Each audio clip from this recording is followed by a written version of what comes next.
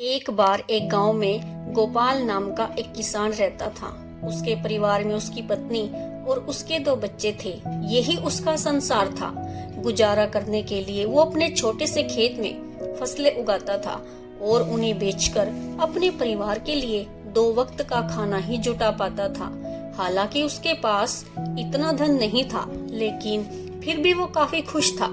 एक दिन वो अपनी पत्नी को बोला, अगर इस बार बारिश हो जाए तो सभी किसानों की फसलें अच्छी हो जाएंगी। उसकी पत्नी भी बोली, हाँ सही कहा आपने, अगर बारिश हो जाती है तो इस बार काफी अनाज हम किसानों के पास आ जाएगा। बारिश की आस में किसानों की उम्मीदें टूटने लगती हैं, लेकिन बारिश की एक भी बूंद जमीन पर नहीं गिरती और परिणाम स्वरूप सभी किसानों की फसलें नष्ट हो जाती हैं और सूखने लगती हैं। गोपाल की फसल भी पूरी तरह से बर्बाद हो जाती है। ये देखकर गोपाल कहता है, हे भगवान, इस बार किसानों का बहुत नुकसान हुआ है। फसलें पूरी तरह से नष्ट हो चुकी हैं। मैंने तो इस फसल और बच्चों की पढ़ाई के लिए कर्जा भी ले रखा था। अब मैं इस कर्जे को कैसे चुका पाऊंगा? ये सुनकर गोपाल की पत्नी उसे समझाते हुए कहती हैं, कोई बात नहीं, अब जो होना था वो तो हो गया। हमारी पड़ोसन वाली दीदी कह रही थी कि संतोष भैया शहर गए हैं, हो सके तो आप भी शहर चले जाएं। शहर जाकर थोड़ा पैसा कमा पाएंगे तो थोड़ा कर्जा भी चुका पाएंगे। ये सुनकर गोपाल कहता है, हाँ, अब मेरे पास केवल 2 ही रास्ते हैं, या तो मैं शहर जाकर थोड़ा बहुत पैसा कमाऊं या फिर खेत बेच दूं। लेकिन मैं खेत बेचना नहीं चाहता, क्योंकि हमारे जीवन का यही एकमात्र सहारा है। अंततः गोपाल और उसकी पत्नी गोपाल के शहर जाने को ही उचित समझते हैं। अगली सुबह गोपाल शहर जाने की तैयारी करता है।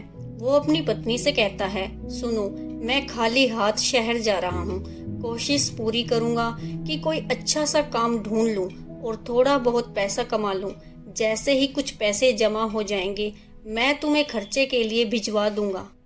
गोपाल की पत्नी बोली, आप मेरी और बच्चों की चिंता मत कीजिए, हमारा खर्चा ही कितना है, और फिर कुछ दिनों के लिए मैं अपने मायके चली जाऊंगी।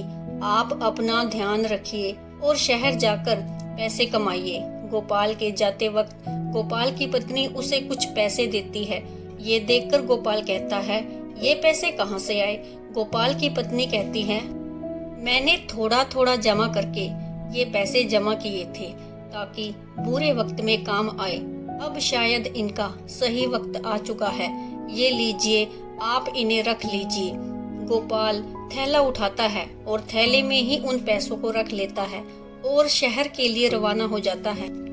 शहर पहुंचकर गोपाल काम ढूंढना शुरू कर देता है, लेकिन काम की तलाश करते करते वह थक जाता है, पर काम नहीं मिलता। उसके बाद वो एक बगीचे में एक पेड़ की छांव में बैठ जाता है।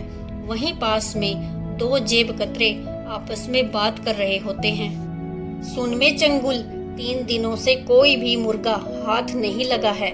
लगता है इसके पास काफी माल है। इस बार खाली हाथ लौटकर नहीं आना है। सही कहा मालिक आपने, आपकी नजरें तो बहुत तेज हैं। चल अब तारीफ करना बंद कर और अपने काम पर ध्यान दे। मैं इसे बातों में उलझा लूंगा और तुम इसका थैला लेकर 9-2-11 हो जाना। फिर उनमें से एक गोपाल के पास जाकर उससे बात करने लगता है। अरे श्याम बाबू, कैसे हो? बड़े दिन बाद दिखाई दिए। अरे भाई, आप कौन? मैं तो आपको जानता ही नहीं हूँ, और मेरा नाम श्याम बाबू नहीं बल्कि गोपाल है। अरे हाँ, तभी मैं कहूँ कि मैं तुम्हारा नाम भूल रहा हूँ। अच्छा, और बताओ, क्या हालचाल है? अरे क्या बताऊं भैया, गांव से शहर आया हूँ काम की तलाश में, लेकिन काम मिल ही नहीं रहा। अगर आप मुझे जानते हो तो मेरे लिए कोई काम ही बता दो। इन दोनों की बातचीत हो ही रही थी कि तभी चंगुल गोपाल का थैला लेकर 9-2-11 हो जाता है। पहला जेब कतरा कहता है, अरे भाई, लगता है पहचानने में गलती हो गई, चलो मैं चलता हूँ। गोपाल कहता है, अजीब लोग हैं शहर के, पहले तो खुद ही जान पहचान का दिखावा करते हैं और बाद में खुद ही अनदेखा करने लगते हैं। इतने में गोपाल की नज़र अपने थैले पर पड़ती है, लेकिन वहां पर अपना थैला न पाकर वो काफी निराश हो जाता है और कहने लगता है कि शहर के लोग तो बड़े ही निर्दयी हैं, गरीब के थैले को भी नहीं छोड़ते। वो भगवान से प्रार्थना करता है कि वो ही अब उसकी मदद करे। इतने में गोपाल के पीछे से एक दर्द भरी आवाज आती है, बचाओ बचाओ। गोपाल पीछे मुड़कर देखता है तो वहाँ एक घायल व्यक्ति जमीन पर पड़ा हुआ होता है। उसके आसपास से लोग गुजर रहे होते हैं, लेकिन कोई भी उसे सहारा नहीं दे रहा होता है। गोपाल तुरंत उस व्यक्ति को हॉस्पिटल लेकर जाता है और डॉक्टर को बोलता है, डॉक्टर साहब इन्हें देख लीजिए, ये बहुत घायल हैं और दर्द से कराह भी रहे हैं।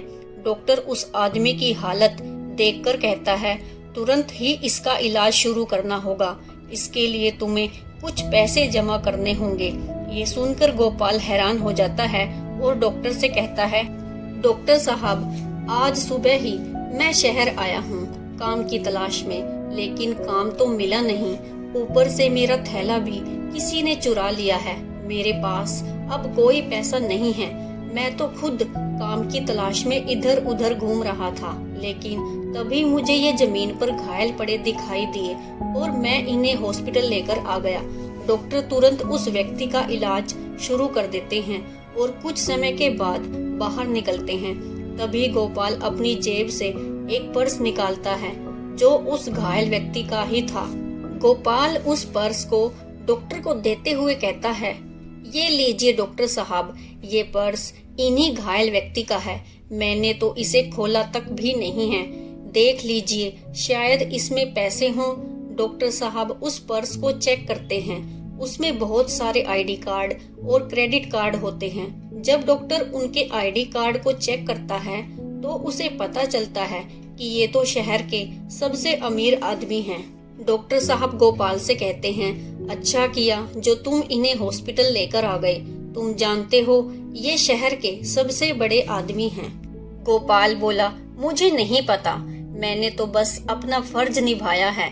डॉक्टर गोपाल को शाबाशी देते हैं और कहते हैं, कल सुबह इन्हें होश आ जाएगा, तुम कल आकर इनसे मिल सकते हो। और वापस डॉक्टर साहब इलाज वाले कमरे में चले जाते हैं। गोपाल रात भर उसी बगीचे में सोता रहता है और सुबह होते ही वो हॉस्पिटल में आ जाता है। गोपाल डॉक्टर से पूछता है, डॉक्टर साहब अब इनकी तबीयत कैसी है? डॉक्टर कहते हैं, अब ये बिल्कुल ठीक हैं, तुम इनसे मिल सकते हो।